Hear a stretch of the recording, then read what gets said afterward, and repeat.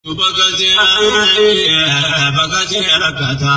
rakkenis rakkate wajjina keelata nama jechisiisa barakas fakkaata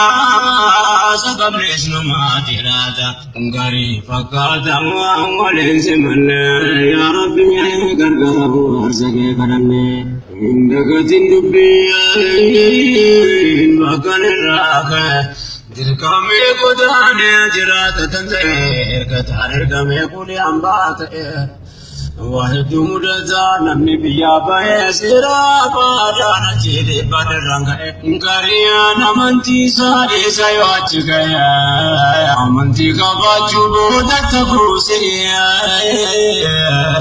aadaaf sabuus dheessee jiraan tokko ta'ee jaraan wal fakkaannaan namoomatti ba'e. Lebambi ambaranga